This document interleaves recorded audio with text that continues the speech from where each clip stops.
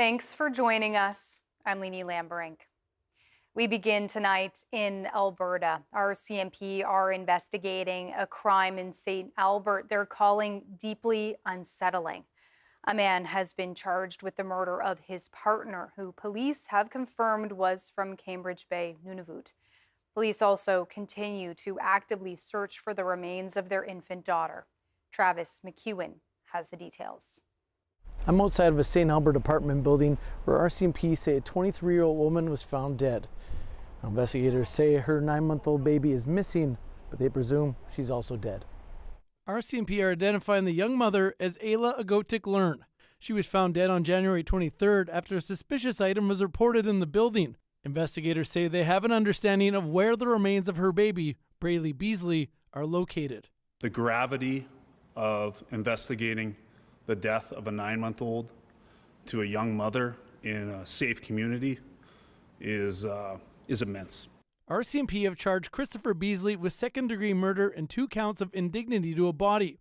They say he's Agotik-Learn's common-law partner and the father of her baby. Court records show Beasley pleaded guilty last July to assaulting Agotik-Learn. He was given a suspended sentence of 18 months. 3 other charges of assault and uttering threats of bodily harm or death against her from earlier in the year were withdrawn. Agotik-Learn is originally from Cambridge Bay, Nunavut. She's being remembered by friends and family as a bright, outgoing young woman. Ayla was very bubbly and always giggling and laughing. Her laugh was very contagious. She laughs and then everyone's laughing along with her. Residents of the building are having a hard time making sense of the tragedy. Kaylee Medved-Fodi lives down the hall from the family's apartment. She has spoken with Agotik-Learn about being a new mother. I think it's so unfair for both of them. For the mom and baby.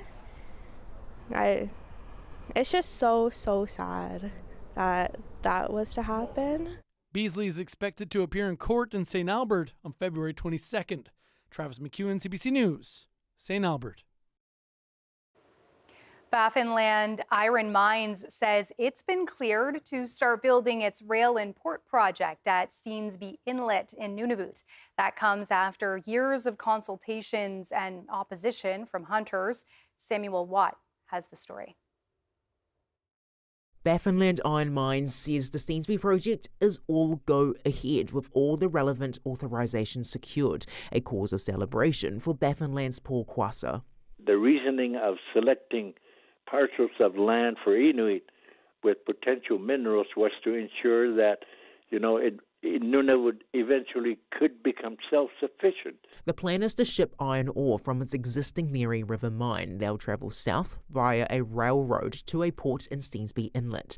Baffinland says that would allow them to ramp up production at Mary River mine by more than 400% per year within 4 years.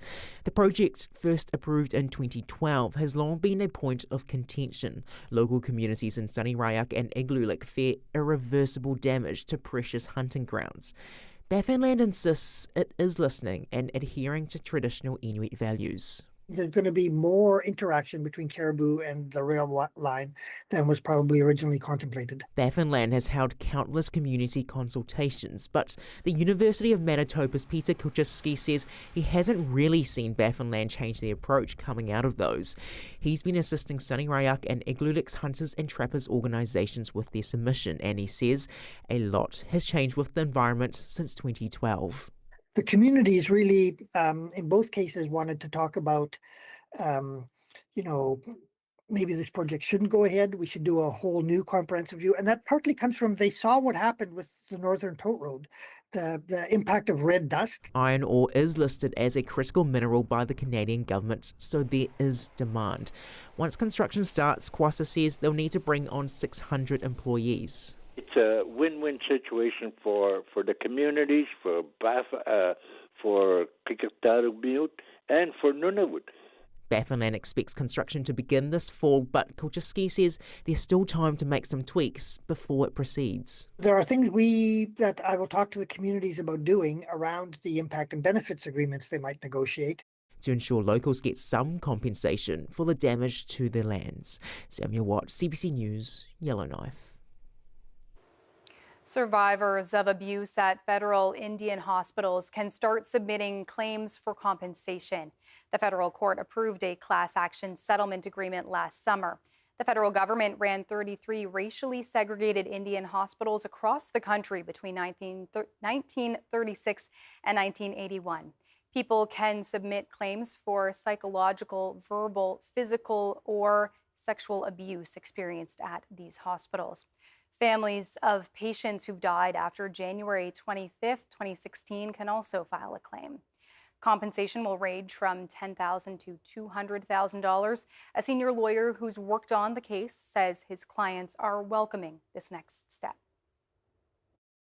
They told us that they are happy to see this result, to see this vindication. The settlement is important, not just for the survivors, but for the whole country. We need to deal with our history honestly, and this was a dark chapter. It should not be repeated. People were able to start filing claims this week. They have until July 27th, 2028 to do so. Some young Dene people in the Northwest Territories want to see more of their peers get into leadership. They say it's important for youth to speak up. Sarah St. Pierre has more. There weren't many young people at the table of the Dene National Assembly, so those who were there stood out, but they were welcomed by other chiefs and delegates. They agreed that even if leadership wants to help youth with their issues, it takes young voices to bring them up in the first place. So they want more people their age at the table with them. We're seeing a decline in kids that are being more interested in leadership. So I think if they just step their foot into the door and kind of seen the kind of work that we're doing here and how all the elders at the table want to hear from them and they want them to be a part of this, I think that would uplift the community and just have the youth want to be more involved. Chief Felker was working a labor job before he became a counselor. He says he had to take up leadership to realize how many resources are out there to get better at it. He thinks a lack of awareness about youth programs can be a barrier, but promises there are plenty out there. One young counselor's advice for his peers curious about leadership was to take the time to speak to elders. Sometimes you got to ask. Sometimes those elders, those knowledge keepers, they're holding on to all of this stuff, although they have no good way of giving it without somebody that wants to receive it. So I think it's important that we go through this world asking for knowledge, asking for this stuff, asking to learn. I think that's really important, especially as youth, to continue forward if we want to be that next generation of leaders. He says that the listening should go both ways, though, that young people should feel confident and respected in their ability to speak among leadership, and that fostering that space for them begins at home in the communities. Sarah St. Pierre, CBC News, Yellowknife. More on this. Some chiefs had further things to say about youth leadership. Here is West Point First Nation Chief Devin Felker and Dene National Chief George McKenzie on why young voices matter and how youth can get involved. I think it's just a big thing that needs to happen is more youth need to come into the space and share their thoughts, because there won't be any change in the community for the youth unless the youth come in and tell them what they want, because as the generations go on, we all require different things. There's lots of two-spirit people out there, so there's a lot of things that need to be accompanied for those other groups, and we need their voices so that we can help accompany them, because in the end we need to help our communities and make them feel safe and comfortable with our leadership that's around the table. It sounds like something you're pretty passionate about. Yes, I've been a part of youth councils since, I'm actually a part of the Dutcho Youth Energy Action Council. I'm a video editor for it. So we go around and we're trying to do what you basically just asked, get more youth involved in clean energy tech and just leadership things in general, trying to provide resources and show that there is a space for the youth out there. Become a young leader, it's not automatic. For example, like us, I got involved since I was 14 years old in high school. We were taught and trained by Granite College how to volunteer, get involved. So all our life we're still volunteering. So those young leaders want to be involved, want to get involved, they should show the initiative, get involved in the community. There's lots of things to do, coaching, running programs, all that we used to cut wood for elders. It's all volunteer. All that the young people have to think about that, and then they're ready to get into the leadership. Do you think there's enough young people showing that initiative right now? Yes, there are people right now, and they're very educated. We have students got college degree, university degree, they got master's degree. They're going after PhDs, doctorate degree. They're out there. All they're looking is for the opportunity. Can you imagine those young, educated Aboriginal people, mostly ladies? They take over running of the offices. Will be 10 times as improvement because they know how to do research, everything that goes with it. I'm so excited. I want it to happen faster. So I want to happen fast. A Nunavut church has won more than $57,000 in property tax relief. Our Lady of Assumption Roman Catholic Church in Iqaluit argued against paying an even higher $76,000 tax bill. City Council heard that argument Tuesday and unanimously voted in favor of reducing the bill. A priest with the church says he's happy about it, but he doesn't think the church should have to pay property tax at all. I think that the tax should be repealed, okay? Not just given exemptions from time to time that are very insecure. Iqaluit has said it won't charge places of worship property tax in 2026. A woman from Saniqaiaq, Nunavut, is asking the hamlet to consider renaming the Amituk Arena after her uncle. Crystal Martin, who lives outside of Ottawa, says Robert Duncan moved to the community in the 70s. She says he played a big role there, working for the municipality, supporting Inuit children in foster care, and helping build the arena in the 90s. Uncle Bob naturally became the person who operated and maintained it. So in those early years, there was no Zamboni.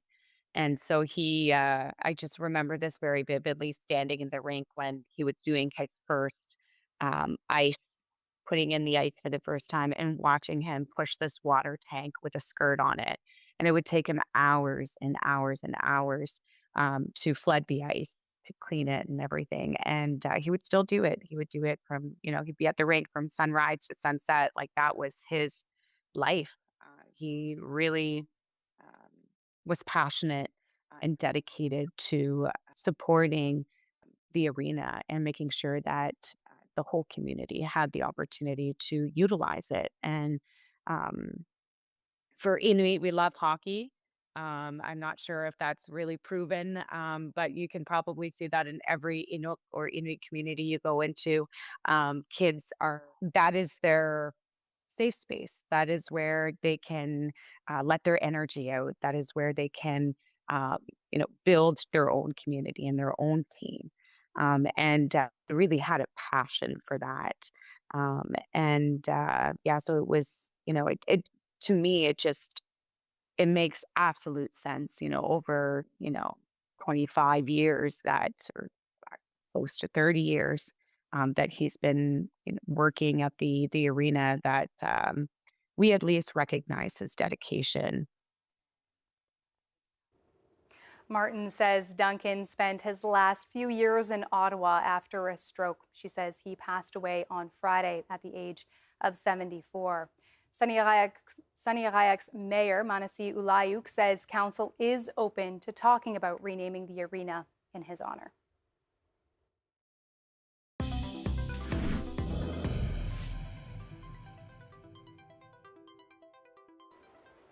Trondequichin First Nation and Yukon University are launching a new bridging program at the Dawson City campus. The 12-month program allows students to discover new strengths and interests ranging from academic pursuits to on-the-land training. CBC's Isabella Calisi went to the campus launch party earlier this week. We start small, we dream enormous, and every learner chooses their own trail. Today we welcome our new students and announce the beginning of the Trondequichin Bridging Program. Everything from the content and curriculum that they're interested in learning, whether that's land-based, cultural, whether it's life skills, whether it's academics, whether it's personal pursuits, to the structure in which they learn, so they can define the hours in which they want the program to run, how they decide to credential themselves, and how they will assess the success, their personal success in the program. It was sort of born out of a long history of conversations around what challenges students were facing and how we could help to address, like get out in front of those challenges. In our planning process, we engaged with members of Trondequichin and Nachunagdun and Selkirk First Nation, and they contributed to the development as well. And so I have heard that other communities are really eager to see how this program unfolds and to bring it to their citizens as well. For the first couple of weeks, we're doing a lot of self-reflecting activities and kind of figuring out, who you are, where you want to go, maybe where you could go based on their interests right now. And then our team will help figure out who we can bring in, what kind of programming we can offer. I know a lot of people, including myself, didn't have a good experience with school, and it's not really tailored to the student. So I think this is a really good opportunity to show people that we are here for you. We want you to do as well as you can, and we're behind you all the way to get where you want to be. It's going to be exciting. I feel like I'm in the right spot right now, and I'm here to work on myself, find myself, and go from there. I saw that there's going to be snowshoe making. I've always wanted to do a lot of traditional learnings and that, but all these years I spent working and stuff like that, a lot of us, we wanted to do that, but we're working and it happens at times. So now I'm just going to take the opportunity. It's really good to see our culture being honored in college and universities too, and we can get degrees through that, and it's so cool. A survey of students in Quebec from high school up to university shows that the vast majority are using AI in their schoolwork. Some are using it to cheat. Deanna Sumanak-Johnson explains the issue and how institutions are just trying to catch up. Young people in Quebec are not shy about using AI for their schoolwork. I don't know, I'm not going to name any names, but it's obvious everybody uses AI. They do highlight specifically not to use it for plagiarism and to write its work off as your own. It is explicitly stated in the course outline, but I've yet to have a conversation with any of my professors about it. According to a new study by SOM commissioned by Radio-Canada of more than 600 students at the end of secondary school in Cégep or at university, 76% are using AI regularly and 31% are using it in ways they know are not allowed by their institutions, namely for cheating. Quebec is one of a few provinces that offers guidelines on acceptable uses of AI. The minister in charge says it's a work in progress. And I think that we are in evolution towards AI, and there's going to be more guidelines probably in the near future. It's not a Quebec-only phenomenon. A survey of close to 700 high school, college, and university students across Canada by KPMG this fall yielded similar results, with 73% saying they use AI for their schoolwork, a trend this expert finds concerning. If they do the work a lot with AI, they do what we call cognitive offloading. They give it to AI to do the heavy work. They're going to come to university or college, and they're not going to have a foundation of good, sound knowledge to build on. AI has its place in the classroom, but teachers need instruction on how to use it, says this Ontario math teacher. We live in a world where this version of AI is the worst version of AI that students are ever going to have access to. And we do them a disservice if we don't leverage that tool. But other experts and educators are calling for stricter and more uniformly enforced rules around when it's okay to use AI and when it's not, to help students reap the benefits of new technology without losing those key skills like critical thinking. Deanna Sumanak-Johnson, CBC News, Toronto. Canada's Coast Guard will soon be conducting security patrols. Legislation before the Senate is looking for more power for the civilian agency, which was absorbed by the Defense Department last year. Parliament is also discussing whether it should arm Canada's Coast Guard fleet. The CBC's Murray Brewster reports. We've known since last spring the Coast Guard was being absorbed into the Defense Department, but most of the debate has been fiscal. How adding the agency to the Defense Department's budget affects Canada's NATO spending contribution. Parliament, however, has been occupied with a different question for months now. What steps will be required and equipment given to the Coast Guard to be able to defend itself while it's conducting these security patrols? Right now, we're not looking at defending because we're not looking at being in a theater where there'd be confrontation. Right now, we're looking at occupying a space where that can be occupied and where we can collect information and pass it on to our colleagues at DND. Arming the Coast Guard isn't something Canada has done since the Second World War. Now, the commander of the Navy is weighing in, saying unless there is a war, it's not necessary. So in a wartime scenario, where we think there's going to be an attack on Canada, I think we take a look at everything and we try and figure out what to defend. But in all of the scenarios we're talking about in crisis and in competition, I don't see any real reason to go through the thing of fundamentally changing the character of the Coast Guard and arming it unless there's a compelling reason to do so. Some defense experts and the opposition Conservatives have begun to question that, especially given the perceived threats in the Arctic and the military buildup up there. They argue that countries like China and Russia use their Coast Guard ships in a fundamentally different way and point to the number of clashes that have happened in the South China Sea. Canada is the only Arctic country that doesn't have an armed Coast Guard in one form or another. Admiral Topshee says there are ways to quickly beef up the defenses of Coast Guard ships through the addition of containers with specialized equipment, but he doesn't see the need to do so. The Senate is now considering legislation which gives the Coast Guard a bigger mandate for coastal surveillance and intelligence sharing. It could potentially become law later this winter or in the spring.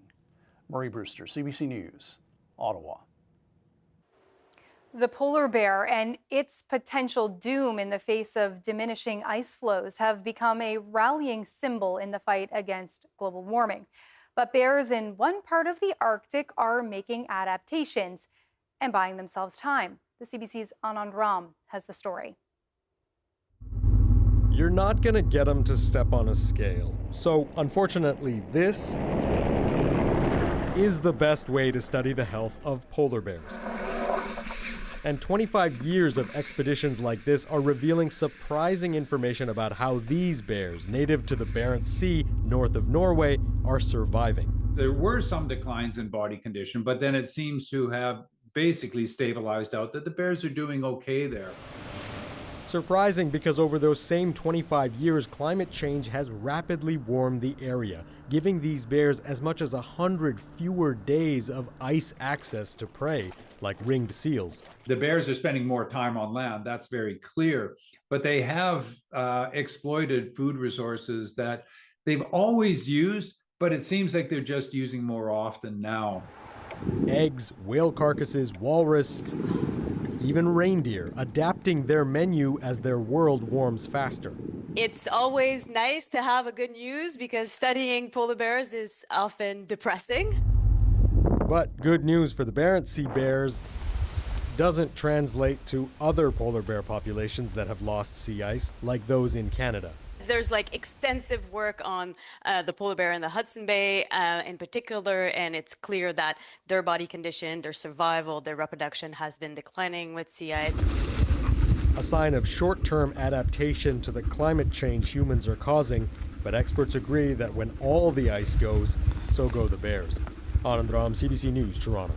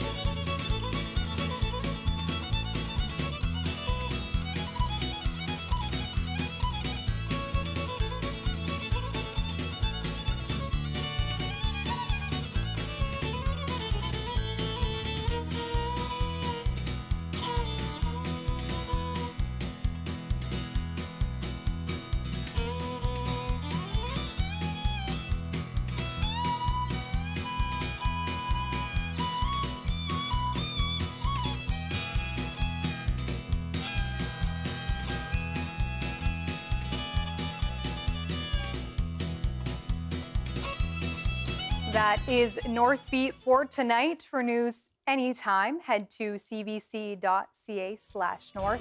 Thanks for watching. I'm Leanie Lambrank. Have a good night.